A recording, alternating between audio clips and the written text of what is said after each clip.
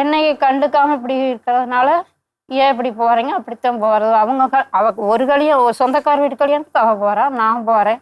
இதில் என்ன நீ சொல்கிற அப்படின்னு 2 3 கல்யாணத்துக்கு போட்டோம். அப்புறம் 3வது கல்யாணத்துக்கு நைட்டில் கிளம்புனாங்க. பீரோ வீடெல்லாம் பூட்டக்கூடாதுங்க. மாடு அப்பா ஒன்று வாங்கி கொடுத்தாரு. நீ இந்த குழந்தைக்கு பால் கறந்து ஊற்றிக்கிட்டு காட்டில் வேலை செய்ய உன்னால் முடிஞ்சது பாருமா, அவங்க நல்லா வேலை செய்கிறவங்களாவே இருக்கட்டும், உன்னால் முடிஞ்ச நீ செய்ய, சப்போர்ட் ஆகிற அவங்களுக்கு. அவங்களுக்கு பெண் குழந்தை இல்லாதவங்க.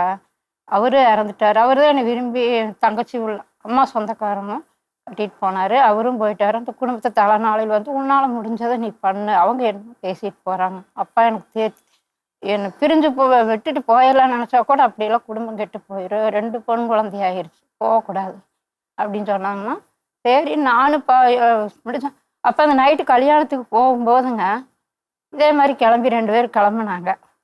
எனக்கு பிடிக்கலைன்னா வெறுப்படையாக பேசி சண்டை காட்டினாலும் அடிப்பாங்கன்னு தெரியுங்க. நான் பேசாமல் பிள்ளைய வச்சுட்டு உட்காந்துருந்தாங்கம்மா. அந்த பிள்ளைக்கு ஒரு நாள் பால் பாட்டில் ஆட்டுக்குட்டியெல்லாம் வச்சுருப்பாங்கல்ல, கண்ணாடி பாட்டில் தட்டி உடஞ்சிருச்சுங்க.